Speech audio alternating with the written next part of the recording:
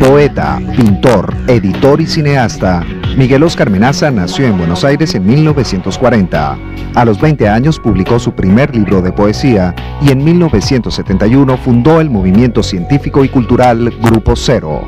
En 1976 se exilió voluntariamente en España, donde unos años más tarde fundó la Escuela de Psicoanálisis y Poesía Grupo Cero. La escuela tiene centros de enseñanza en distintas ciudades españolas y también en Buenos Aires. Además de dirigir una escuela, una editorial y 3 revistas quincenales de psicoanálisis, poesía y pintura, Miguel Óscar Menaza tiene 35 libros publicados y pinta un centenar de cuadros al año. Médico, psicoanalista, poeta, pintor, editor y cineasta. Parece usted, señor Menaza, un hombre del Renacimiento, ¿no? En ese concepto.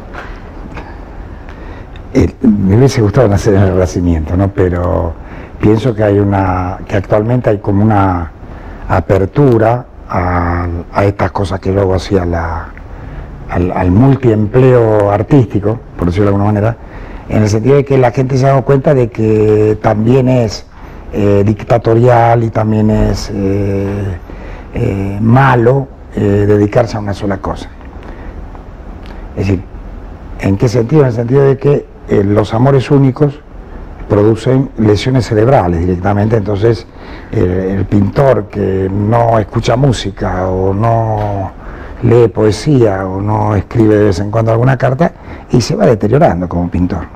Quizá eso choca más en este mundo en el que vivimos, que está lleno de tonos grises, de muchos matices del gris, y en el que es muy fácil y se tiende generalmente a encasillar a la gente, a encasillar las actividades, a establecer cotos cerrados, de donde procuramos no salirnos más cómodos. Bueno, eso es verdad, pero yo no sé si es tan mal decir la palabra, pero eso es, no los gobiernos, es una función del Estado, ¿no?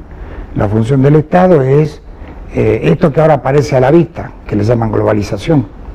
Eso es una función del Estado, es decir, por ejemplo, Mallarmé llegó a decir con cierta fortaleza que no se puede pensar una gran mujer o un gran hombre dentro de la disciplina del Estado.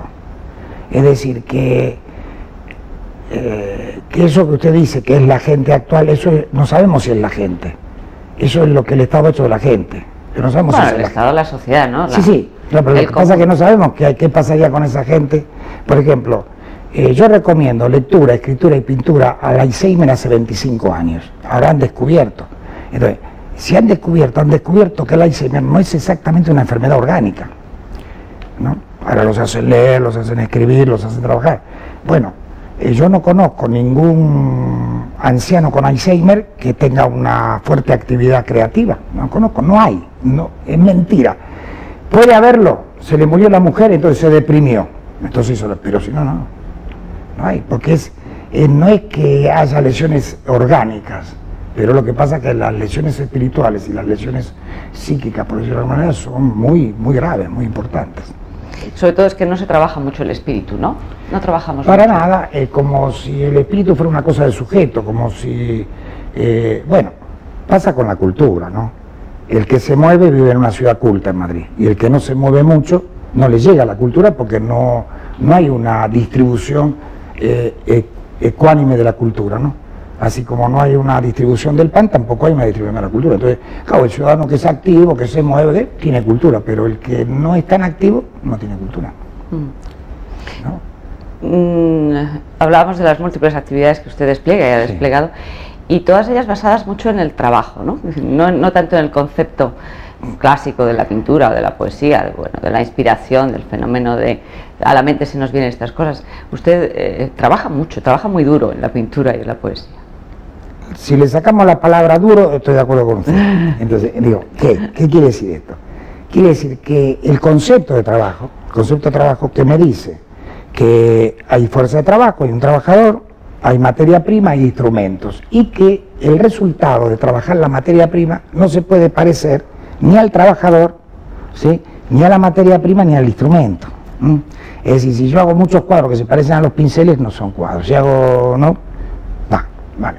Yo digo, el asunto de la inspiración es el modo en que los poetas, al estilo de los grandes imperialismos, le quitaban la poesía al pueblo. Así como los grandes imperialismos le quitan el trigo, los poetas que piensan en la inspiración y que se viene de la cuna poeta y que se lleva adentro, esos son imperialistas dentro del campo de la poesía, que le niegan la poesía, que le quitan la poesía al resto de los habitantes del mundo. Cualquiera puede escribir, cualquiera puede pintar, cualquiera puede ser músico. Sí lo hace. Sí lo hace. O sea, es como yo digo, yo he visto muchas madres que me traen a sus hijos de 5 años porque no hablan, ¿sí? Y entonces todo el mundo piensa eso es un síntoma, claramente. El padre, la madre, la tía, la sobrinita que estudia psicología es un síntoma, entonces lo traen, no habla. Pero bueno, pero un joven de 18 años que no escribe habría que llevarlo al médico, porque es tan grave no escribir a los 18 como no hablar a los 5. Y de paso se lo digo, se lo regalo. Por ejemplo, son cosas, es como si pensáramos que la poesía está hecha por inhumanos o por sobrehumanos. No. Si soy un poeta que escribe castellano, tengo las mismas posibilidades que cualquier otro personaje que hable castellano. El castellano es rico, muy rico, tiene 1 millón de palabras. Bueno, dependerá del grado de poeta que soy, que utilice 10, 15, 20 o 700.000. Quizá lo que cuesta mucho es vencer el juicio ajeno, ¿no? Es decir, yo pinto lo que me gusta, pero no sé si esto a los demás, a mi entorno le va a parecer bueno. O yo escribo poesía o lo que me gusta, pero no sé si mi entorno lo va a juzgar bueno. 2 respuestas. Pues, la primera es que si opero pensando en el resultado, siempre me va a salir más o menos mal. Yo tengo que operar, ¿sí?, en la operación, digamos. Yo tengo que trabajar en el trabajo. No tengo que manejar el balancín, y se lo explico en la fábrica, no tengo que manejar pensando que la chapita que yo hago o la tapita que hago tiene que salir bien o mal. Yo tengo que pensar en el balancín, porque si no, además me corto los dedos. Ahí lo explico así porque cuando uno se equivoca en una fábrica se corta un dedo, ¿no? Bueno, pero también se corta un dedo un poeta que se equivoca o un actor de cine que se equivoca también, porque no se corta el dedo así, pero se corta un dedo, se corta una parte de su ser, digamos, por decirlo de alguna manera. Entonces, me pongo a trabajar, quiero escribir, escribo. Escribo una sola regla fundamental. La escritura es el procesamiento de una lectura, por lo tanto tengo que leer. Antes de escribir tengo que leer. ¿Por qué? Porque es así, porque no hay de otra manera. Es decir, y escritura es el procesamiento de la vida, pero el procesamiento de la vida, porque cuando la escritura muestra lo que es la vida, exactamente la vida, no es escritura. Ya lo dice Freud, dice, es un neurótico, ni siquiera un literato, lo dice Freud. Dice, además, cuando un escritor escribe de su vida, produce placer estético. Cuando un neurótico habla de su vida, produce hasta repugnancia, dice Freud, hasta rechazo, hasta, ¿no? ¿Cierto? Que todo el mundo utiliza la vida para escribir, pero hay modos de utilizarla, ¿no? ¿A usted le gusta